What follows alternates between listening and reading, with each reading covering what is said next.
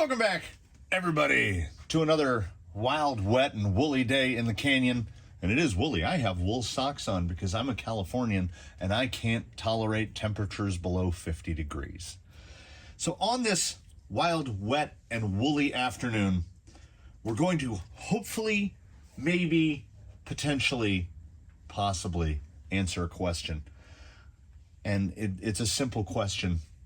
I'm sure if you own a rock crawler, you probably have one of these. Like, it's kind of the gold standard of inexpensive brushed speed controls.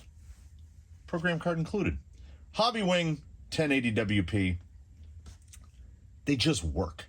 It's a workhorse, and it's been around for a while. So Hobbywing thought, well, let's do it again. The 1080 G2, 80 amp as well. You can see there's a definite familial resemblance. And I think most notably right off the bat, you'll see there's a little difference in box size. And not having opened this box yet, I'm going to say there's not one of these in there. But that's okay, because I think it will be a rare few that don't have one of these. I just took this, still has the protective film, out of a box. You know what I have to do for purposes of videography?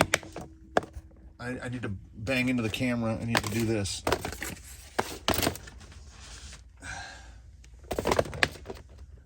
I have, is that another one? No. I have a couple 1080s. I feel like I'm missing at least one box. I could throw all the Fusion boxes out here too. Most of these boxes, not that one. That one's empty.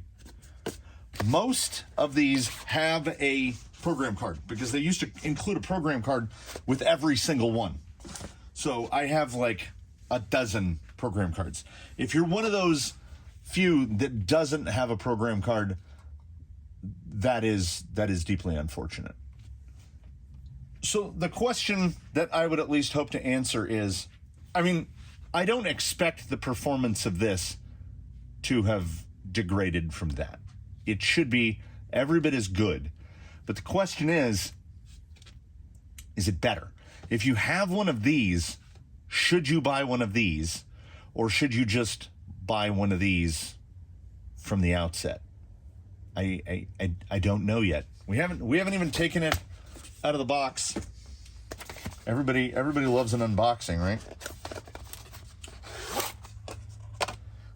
Appearance-wise, like, it's got holes for a fan.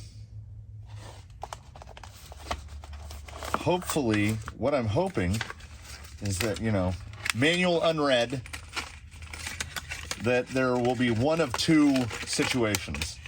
Either much like the new Fusion Pro, where they just included a sticker that you stuck on over an old Fusion programming card.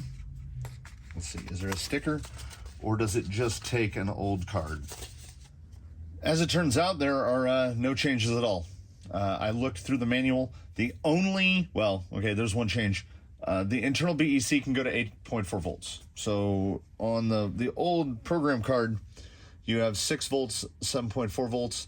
We will plug this guy in there, and we will find out if it goes, if option number 14 now has 3 selectable guys. It also has, and this is most notably, it's got 3 plugs coming off the end. Because, does it tout it on the box? It touts it somewhere that it has real car mode. I don't know what that is. I don't know what that means. Apparently, you can hook one of the wires. After a little more reading, the white cable is for real car mode, which allows you to assign a switch on an aux channel on your radio to make it so that you use a switch to engage reverse. So the trigger's not reverse. It's like shifting into reverse. And then when you pull the trigger, you will go in reverse. Well, we're going to try that because that's crazy. But then I think the thing that might be most desirable to folks considering the G2 is what they call it orange. That's yellow, baby. I'm colorblind, and that is yellow. What that wire does is, again, connected to an aux channel, you can dial drag brake up or down. So using, say, the aux knob on an RC4, you could go from 0 drag brake to max drag brake. So I think what they're shooting for there, their target would be people who do trailing, because then you can turn your drag brake off, which would be nice, or the ability to turn it down, so when you're just driving along and you let off the gas, it doesn't, or let off the throttle. My generation calls it gas. Where will this be tested? It will be tested not in our day-to-day test rig, because honestly, he's not configured enough. I'm not sure what I would be testing.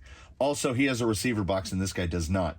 So in order to put this speed control in where that speed control sits right now, it's a matter of cutting 2 zip ties and slapping it in there. Well, I got to cut these. I don't abide these.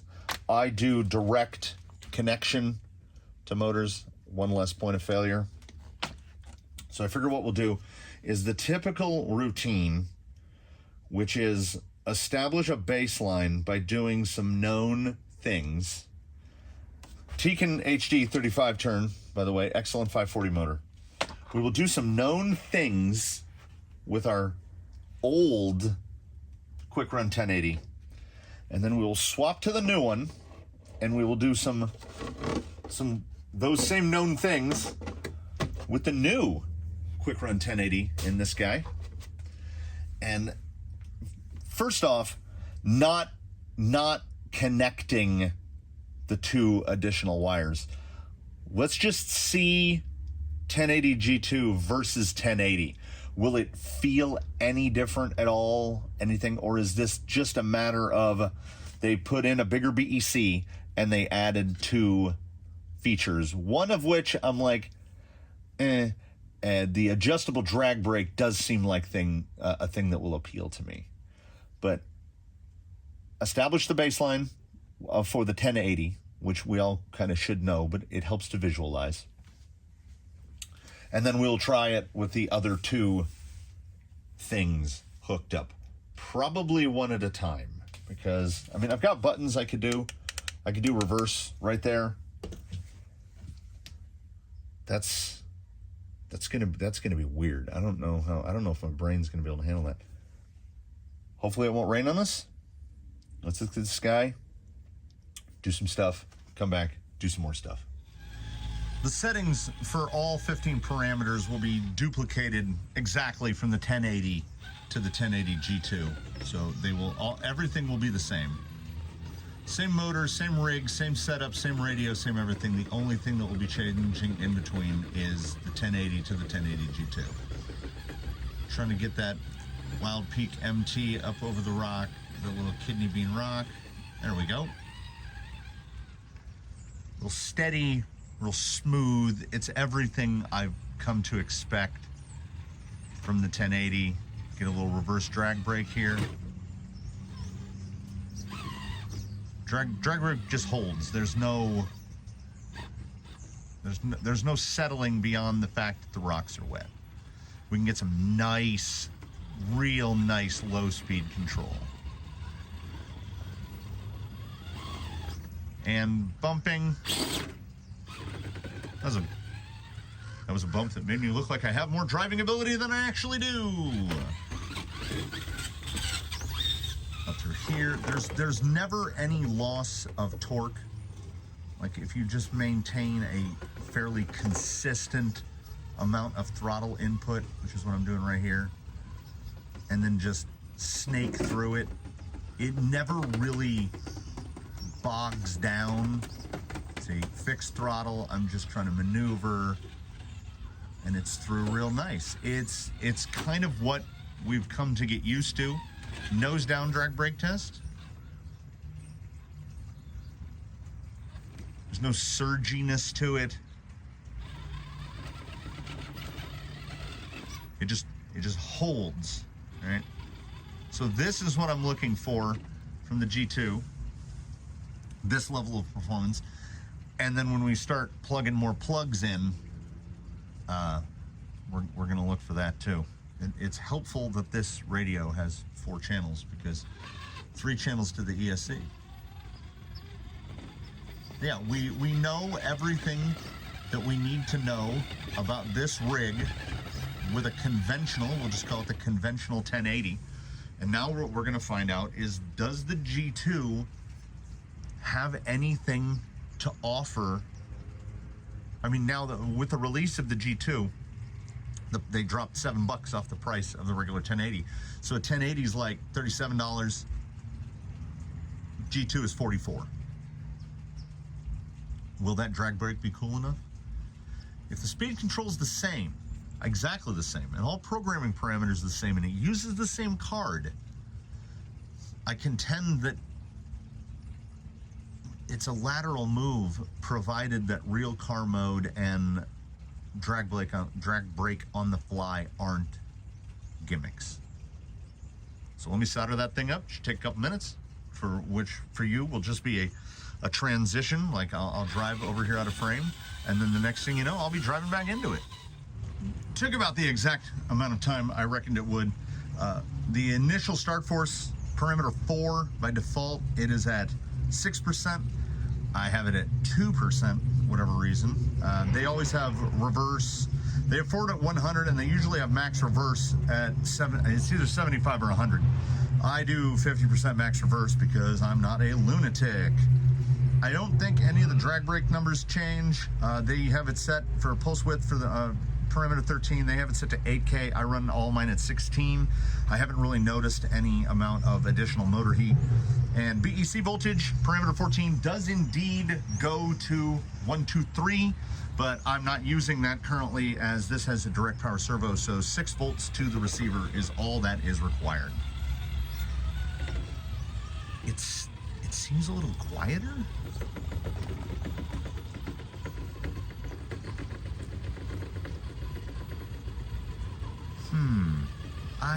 You know, really? Honestly? It's really tough to tell from one ascent. Again, we'll do a little steady state. I got in some water there. Didn't quite pick as clean of a line this time. Like, I'm not letting myself off the throttle, driving by throttle. I'm giving it a little too much pepper. Yeah, it might be smoother to the point that I'm not sure you would notice unless you were actively looking for it.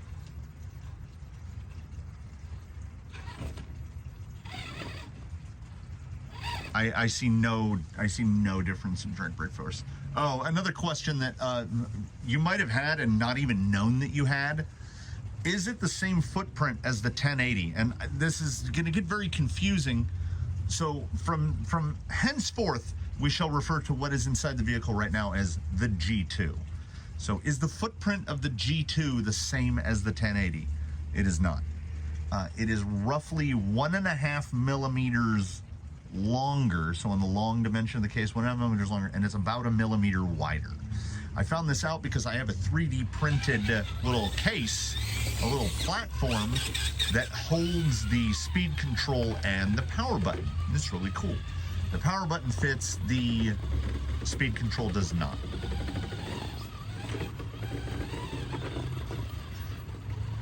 Okay, let's see what we can. Where's a good angle where we can actually show the kind of low speed that we got.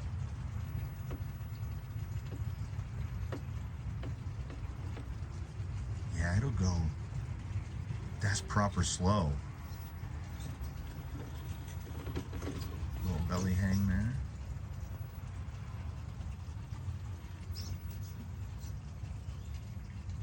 Yeah, that's slow. I think it'll get down a little lower. The G2 will get down a little lower than the 1080.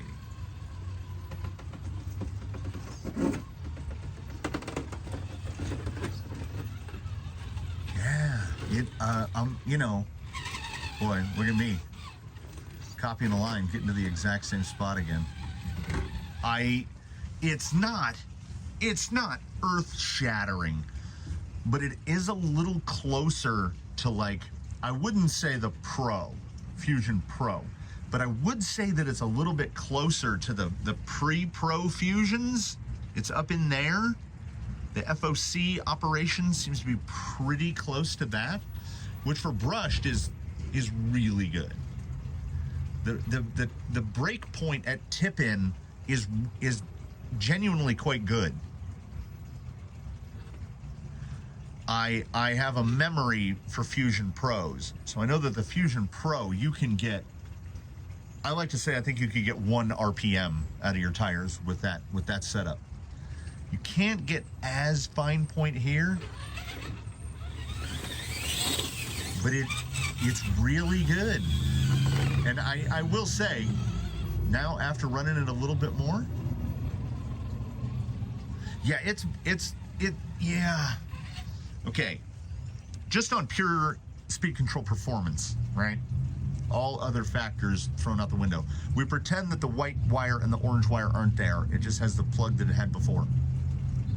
It's refined. It's like somebody took it to a tuner and they tuned it and they got you a realistic level of tuning enhancement.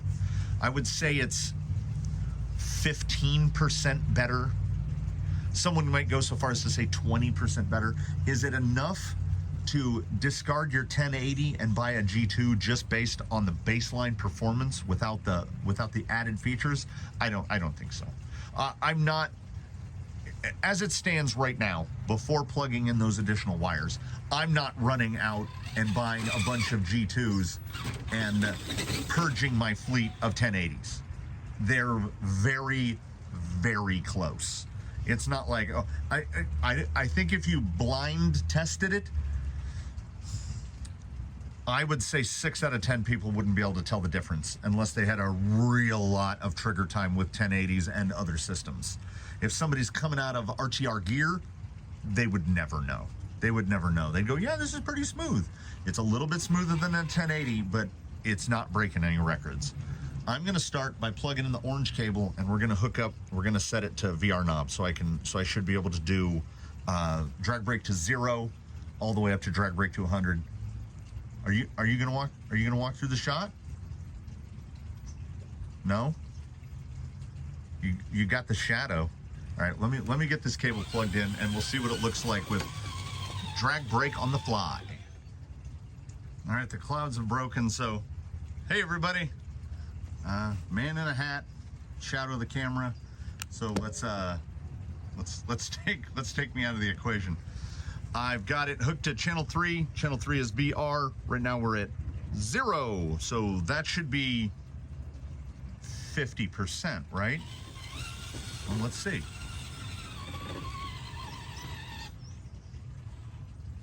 I think it is. Okay. It's plus 100.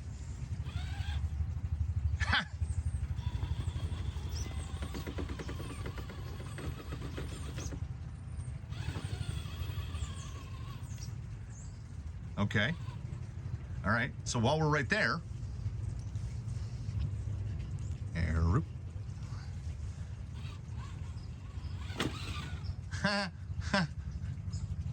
neat. I mean, I think the extent of it for me is neat. Okay. Does it alter driving performance at all having no drag brake on? We can do this. Now see, drag brake is like active, right? We're putting power to the motor to act as a brake, so it puts brake on. So no drag brake should theoretically improve forward performance? How is it on descending? Might be a little, we're still at minus 100. There might be a little trickery here going on. I don't know if it's disabling. I don't know if it's actually the minus 100. So if we're just looking at this like alcohol proof, it's like double that. So minus 100 is minus 50%. So that should be 0, right? Then 0 is 50% and plus 100 is 100%. If that makes sense. It doesn't even make sense to me. I'm not sure it's actually those numbers. Because I've never, I would, you know what? We can find out. I can go in the program card. Like, I don't know if a Tekin 540 has that much resistance. Like, ordinarily when you drive a vehicle with no drag brake at all, momentum is enough to just carry you. So let me go back to plus 100. All right, now we'll go to minus 100.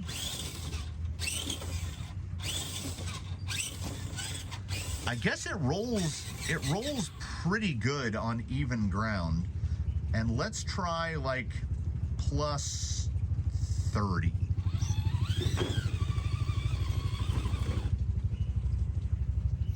Yeah, that's about now you're getting about the max drag brake you can get out of like a Reedy 540. Whoops. Boy, you know, I thought I would have an immediate visceral feeling about this one.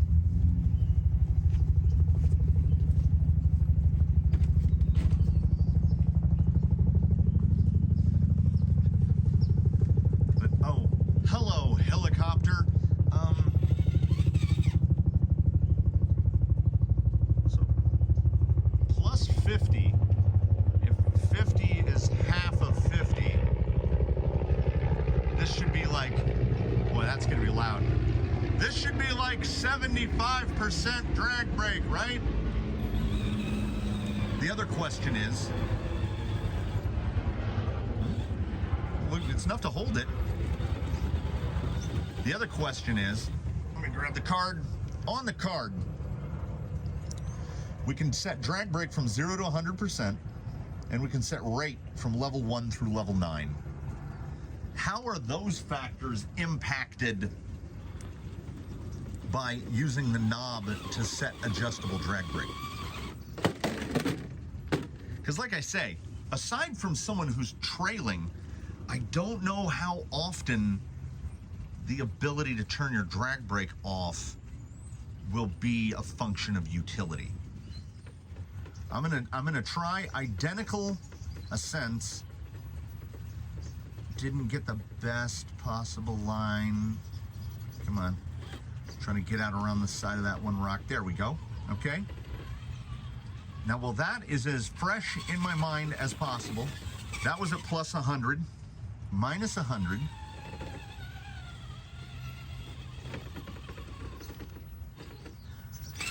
Okay. Okay. All right. Okay. There's something there. I don't know what it is specifically, but it feels to me someone who places some great amount of value on perception, on the feel. Numbers in a book don't mean anything until you can equate what those numbers mean to you in the real world. I am sitting right now on minus 100 on channel 3, so this should effectively be no drag brake. The throttle feel is different. And plus 100. I don't...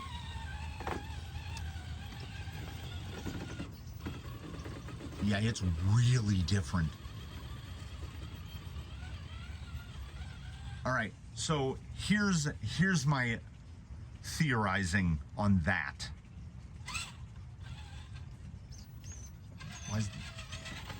Why the body leaning?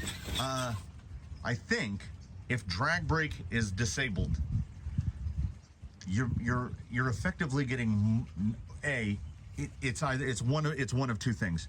You're either getting more power in forward, or drag brake when on is effectively always on. So what I mean by that is when you're moving, and we can look at it from this display, when you're moving, like you can see throttle position, like how much throttle I'm using to make that. Boy, this is one of the most difficult things I've ever tried to do. So this is at full drag brake. Seems like about 26, 27 on the throttle. I'm being pretty consistent with throttle application. And I'm trying to watch the rig through the viewfinder and I can't. All right, same thing. No drag brake.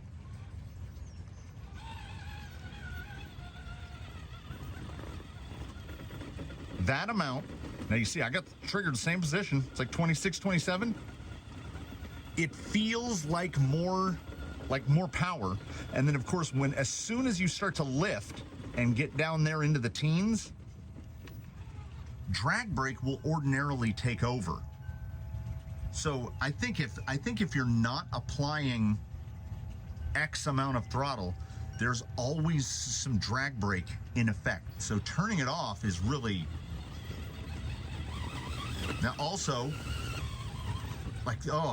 now as a person who loves to tinker and loves the minutiae of things, what if you adjust the endpoints on whatever channel or knob or switch? I think honestly like this or one of the guys up here on a GT5 is probably the best location for this so that you have a full adjustment. I don't think just the ability to just turn it on or off with a switch, I don't see the utility in that at all. I'm gonna see how much we can get out. Okay, I'm still at plus 100. It's okay, it's more than a gimmick. It's certainly interesting, but at least for me, I've got like a finger training now where I'm never just like off.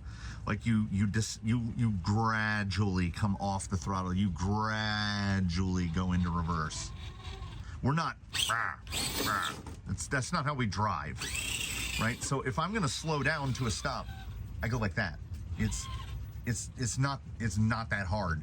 Now, if you were on something that's going fast, sure, could become versatile. A lot of speed controls have that like RPM relative, like if you're cranking, it'll slow you down slower. This is kind of like a manual version of that. It's a manual transmission version of slow me down. I get the feeling that I would set it to a number and never touch it. Like, so the ability to turn drag brake on and off, because I'm not a trail guy per se, there's not as much utility to it as perhaps for other people. So don't discount it out of hand because I'm like, yeah, I'm probably not going to use that. But take it with a grain of salt that it's not revolutionary. So before this part goes on too long, let me hook up that white wire, and I think I'll use, we're gonna go this guy for reverse. That way I can still, this guy. That way I can do one-handed pulling forward, pulling for reverse. It's just gonna be weird. All right, okay, whoo, all right, okay, all right. Entering real car mode requires nothing more than plug in the white wire into the channel of your choice, hooking it up to a momentary switch of your choice. I guess you could do it as a switch and be stuck in reverse, but I think it's going to be operable more kind of like dig, so you want it on a momentary switch. So I have channel 4 to here on momentary, and as we can watch right here, we'll do a little pull up there, and then there's nothing for reverse. And then the first time I tried it, I pushed the button and then I went like that and nothing happened, and then you pull the trigger and you go in reverse. So I call this the destruction of a paradigm. This is, I can tell you right now, this is like when I pick up a video game controller and it doesn't have the vertical axis inverted, right? Pull up to go up. If it doesn't have that, I can't do it. Like, I will spend a lot of time staring at the ground and running in circles. That's what this is going to be. Pull throttle to go backwards. I don't know if that's something that my brain can actively do. Oh, let's turn drag brake back on. Okay, drag brake's still there. Now, if I want to reverse, I'm gonna push this button and pull the trigger. Oh, that's interesting. Okay, here we go. We can exemplify. So, no reverse, because reverse is this guy. Hold that down. Then if I pull the trigger, I go into reverse. If I let go of the trigger, I'll keep reversing. I'm still reversing without holding the trigger. Then if I let it go, now I'm back and forward. So the moment, I don't think the momentary nature of it particularly matters as much. Hold it, pull it. Then once you stop motion, you're going forward again. But if you stay in reverse, okay, I'm not holding the button, my finger's out of the way. As soon as I let off, now I'm back and forward. I actually might be able to get used to that a little more easily than if it were you have to hold the button down all the time. But again, my brain, I just did it. I was like, I gotta get off the fence.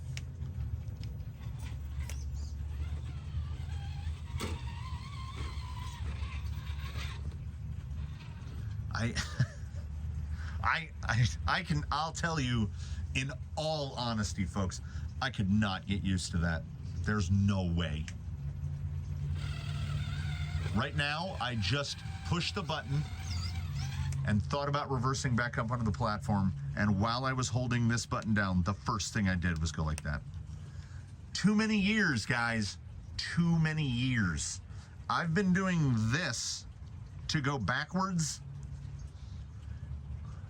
since Ronald Reagan was president. I can't.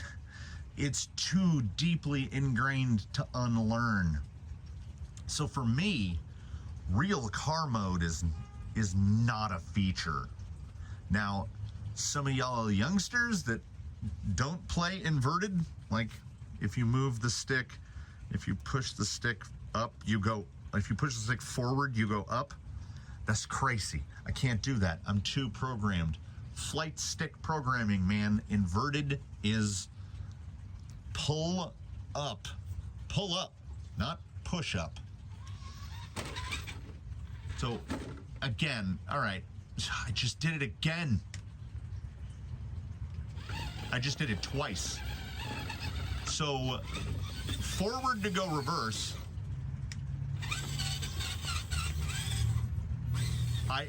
I have to put way too much thinking in that to make it actually work. I'm inadequately wired to do that. So here it is. Here's the short of the long of it.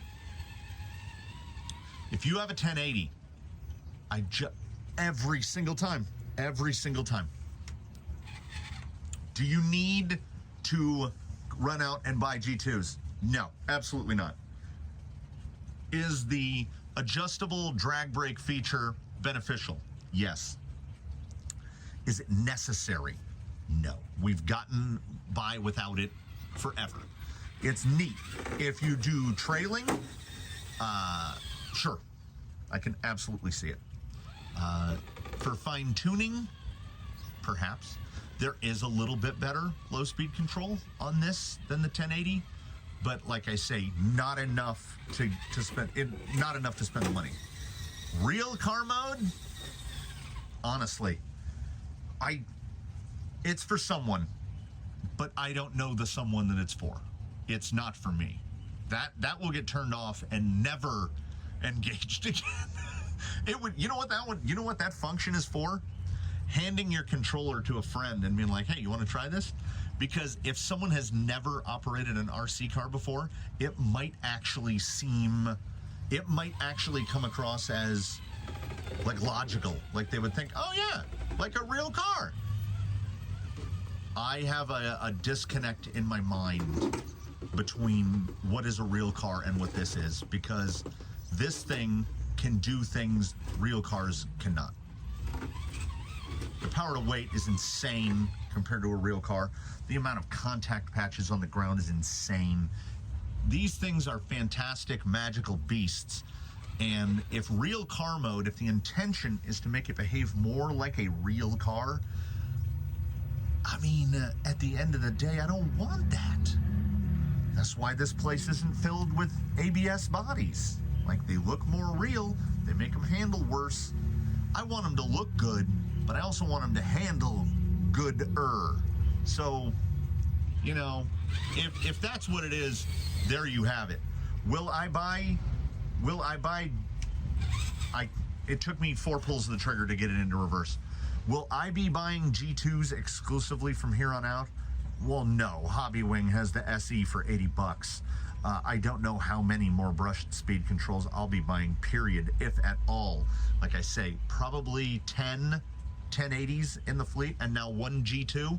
That's probably enough. And I won't be replacing any 1080s with G2s. It's a nice speed control, and it is still, you know, at $44 is still an absolute bargain.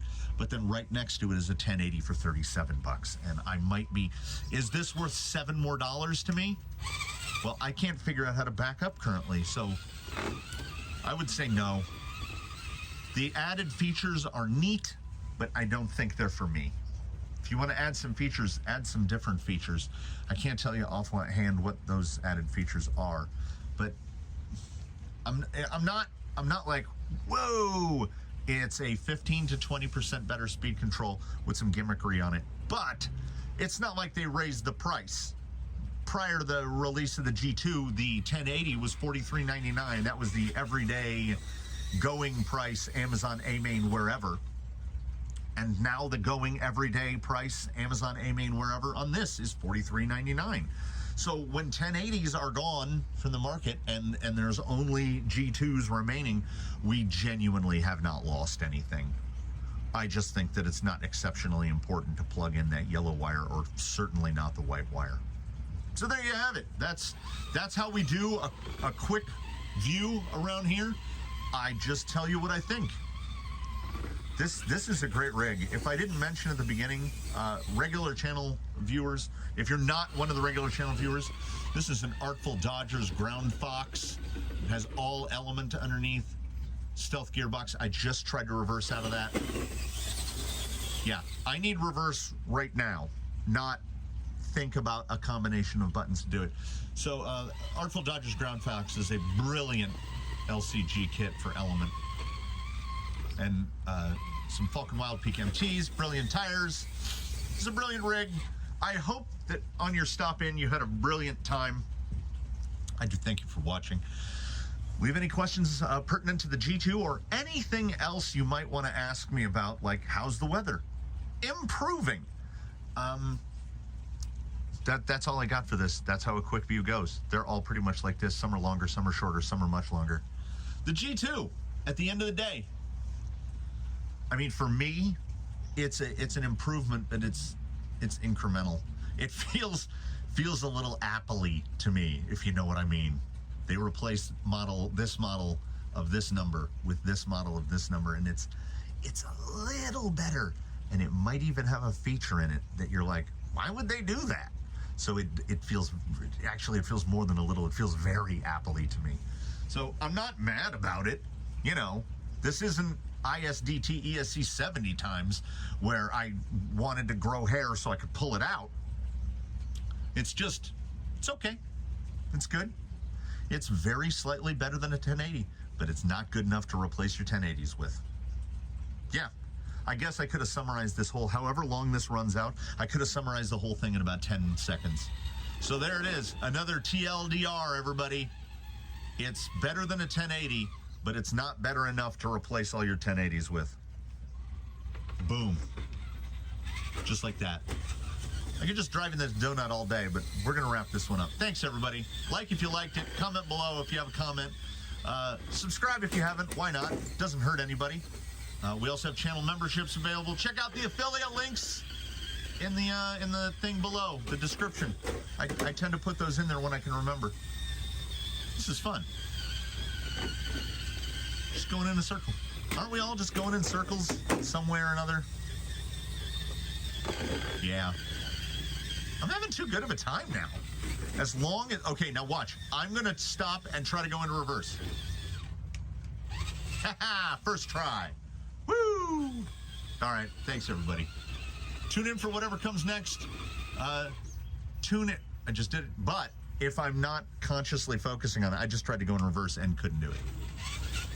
Go back, watch some old ones. I got reviews of a whole bunch of stuff. If you want me to review something, throw it down in the comments. There's every chance in the world that I'll be interested in a product I haven't heard of and be like, yeah, you know what? I will test that. Anything but Proline. That's a semi-inside joke. Thanks, everybody. I'm gonna go do something else. I'll look forward to seeing you in the next one, though.